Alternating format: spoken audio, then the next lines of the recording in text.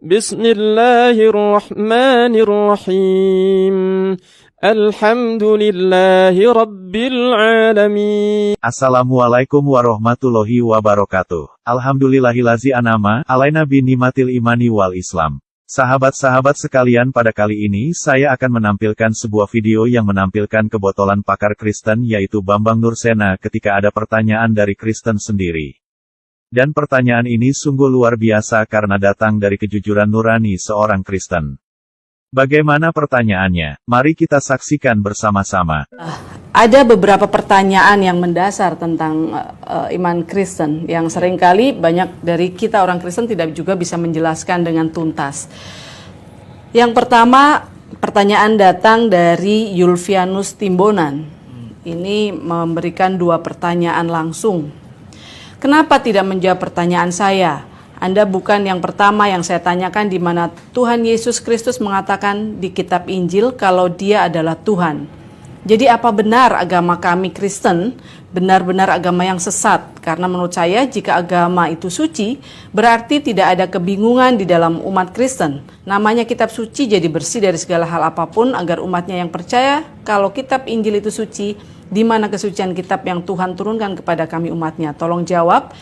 Ingin rasanya saya mengerti kitab Injil kami itu suci. Yang kedua, saya cuma mau tahu di dalam kitab Injil, apakah ada atau memang tidak ada yang kitab Injil kami ini katakan tentang Tuhan Yesus Kristus itu adalah Tuhan alam semesta. Tolong jawabnya, jangan mengambang, fokus dengan pertanyaan saya. Karena saya pribadi sangat malu dan bingung karena Muslim selalu berikan soal pertanyaan itu dan saya tidak pernah bisa menjawab. Pertanyaannya, kalau kitab Injil yang kami imani ini tidak ada, katanya Tuhan di Alkitab ini, Tuhan di Alkitab ini, kalau Yesus Kristus bilang dirinya Tuhan di dalam kitab Injil, tolong berikan kepada saya jawaban yang tuntas. Dan ini masih satu kaitan ya dari Yosbeleu. Saya pelajari Perjanjian Lama dan Perjanjian Baru. Tidak ada kata atau seruan dari Yesus yang menurut Bapa Dia Tuhan. Tidak ada kata, wahai Bani Israel, aku putra Maryam, atau Yesus adalah Tuhan yang telah ciptakan langit dan bumi beserta isinya, maka sembahlah aku. Ini tidak ada sama sekali. Tolong penjelasannya. Iya, terima kasih. Pertanyaan dua-duanya itu pertanyaan bukan pertanyaan orang Kristen. Sekalipun penanya yang pertama mengaku Kristen. Jelas itu bukan pertanyaan orang Kristen. Karena apa? Tidak pernah ada terminologi kitab Injil turun itu dalam agama Kristen, tidak ada. Yang turun itu adalah Yesus. Injil itu bukan buku yang turun dari langit, itu bukan kepercayaan Kristen. Jadi Anda bertanya, saya tahu siapa Anda. Nah, ini dia keambiguan Dr. Bambang Nursena, bukannya menjawab sesuai dengan pertanyaan, malahan nuduh atau buruk sangka dulu bahwa dia katanya bukan dari Kristen.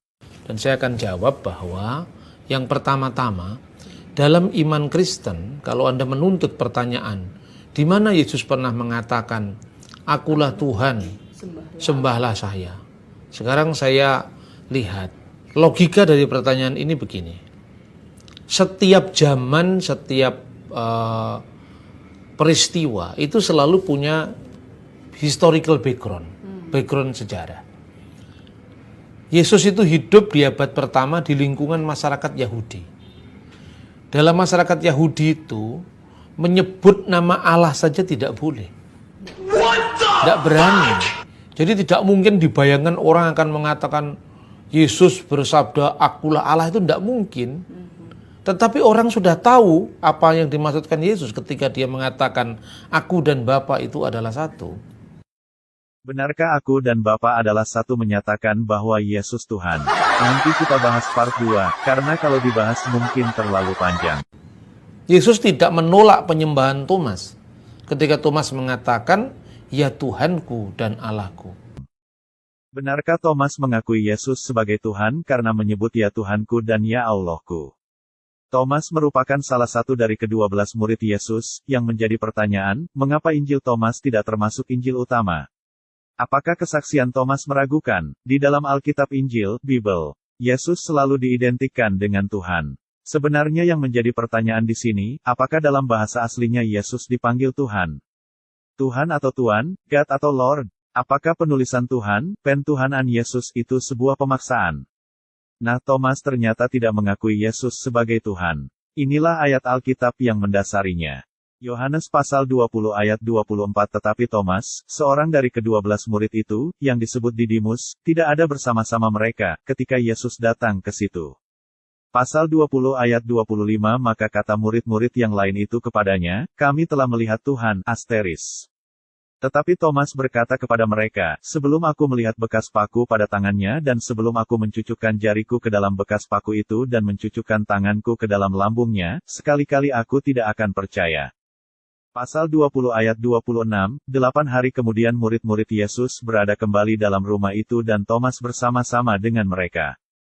Sementara pintu-pintu terkunci, Yesus datang dan ia berdiri di tengah-tengah mereka dan berkata, damai sejahtera bagi kamu. Pasal 20 ayat 27. Kemudian ia berkata kepada Thomas, taruhlah jarimu di sini dan lihatlah tanganku, ulurkanlah tanganmu dan cucukkan ke dalam lambungku dan jangan engkau tidak percaya lagi, melainkan percayalah. Pasal 20 ayat 28, Thomas menjawab dia, ya Tuhanku dan Allahku.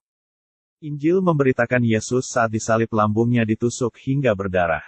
Nah, percayakah Anda jika Yesus saat itu lambungnya masih menganga, berlubang, dan Thomas mencucukkan tangannya ke dalam lambung Yesus?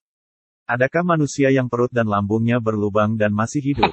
Di ayat sebelumnya Yesus menunjukkan lambungnya ke murid-muridnya, selain Thomas. Apa maksudnya? Apakah Yesus ingin menunjukkan bahwa lambungnya baik-baik saja? Artinya Yesus tidak mati karena kalau mati ramalan Yesus meleset seperti Nabi Yunus yang hidup di perut ikan paus selama 3 hari 3 malam. Tapi jika Yesus tidak mati maka penebusan dosa manusia yang menjadi gagal. Dilema bukan? Pusing gak? Pusing gak? Pusing gak? Jika Anda menonton film berbahasa Inggris Anda pasti tidak asing dengan perkataan ini, oh my God atau my God, yang dalam bahasa Indonesianya biasa diucapkan, ya Tuhan. Tahukah Anda apa arti di balik perkataan, my God atau ya Tuhan? Perkataan ini menjelaskan bahwa orang yang mengucapkannya merasa takjub atau merasa sangat terkejut. Inilah yang dialami oleh Thomas. Seperti diketahui bahwa ketika Yesus ditangkap dan disalib murid-murid Yesus telah melarikan diri dan meninggalkan dia. Sehingga ketika Yesus bangkit dari kubur dan menemui mereka, tentu membuat mereka terkejut. Karena sepengetahuan mereka Yesus telah mati. Yohanes dalam versi bahasa Inggris yang lain pasal 20 ayat 28, Thomas menjawab dia, ya Tuanku, my Lord, dan Allahku, my God. KJV John pasal 20 ayat 28, and Thomas answered and said to him, my Lord and my God. Jadi ketika Thomas terkejut bahwa ternyata Yesus masih hidup dia berkata, ya Tuanku, my Lord, dan ya Tuhan, my God. Kita harus memahami kalimat, ya Tuanku dan ya Tuhan, apakah diucapkan secara bersamaan atau sendiri-sendiri. Karena kalimat ini ditulis berdasarkan penceritaan. Bisa saja kalimat aslinya adalah, ya Tuhan dan ya Tuanku, jadi ya Tuhan diucapkan terlebih dahulu. Atau kalimat aslinya bisa saja tanpa kata, dan, jadi cuma, ya Tuanku, my Lord.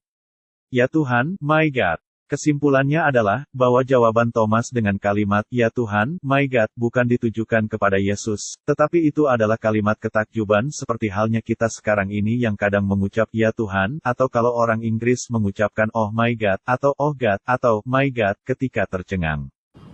Maka ketika Yesus mengatakan, dituntut mengatakan, akulah Allah, sembahlah aku. Tidak akan ada, memang itu kan bukan budaya Israel. Tapi pertanyaannya gini, ini logikanya Pak Jagir naik ini. Pertanyaannya gini, kalau seorang tidak mengungkapkan secara eksplisit, bukan berarti itu tidak ada. Sebab kalau Anda menuntut di mana Yesus berkata, akulah Allah, sembahlah aku. Sekarang saya ganti bertanya, di mana Yesus pernah berkata, aku bukan Allah dan jangan sembah aku? Di mana Yesus mengatakan aku bukan Allah dan jangan sembahlah aku. Inilah dalil Alkitab bahwa Yesus bukan Allah dan jangan sembahlah aku. Matius 4 ayat 8-10 Alkitab bahasa Melayu. Kemudian iblis membawa Yesus ke gunung yang sangat tinggi, dan menunjukkan semua kerajaan di dunia ini serta segala kekayaannya kepadanya. Lalu iblis berkata kepada Yesus, semua ini akan aku berikan kepadamu, jika engkau sujud menyembah aku. Yesus menjawab, pergilah, hai iblis. Di dalam Alkitab tertulis, sembahlah Tuhan Allahmu dan abdikan diri kepada Dia sahaja. Pelajaran yang bisa diambil. 1. Jika Yesus Tuhan mengapa dia dicobai iblis? Enggak terbalik tuh. Akal di mana akal? Lalu Oten berkilah saat itu Yesus sedang jadi manusia. WKWKWKWK. 2. Jika Yesus Tuhan, mengapa dia tidak mengatakan sembahlah aku dan abdikan diri ke aku saja? Malah nyuruh sembahlah Allah Tuhanmu dan abdikan diri kepada Allah saja. Satu dalil ini aja bisa meruntuhkan dalil bahwa Yesus benar-benar bukan Tuhan.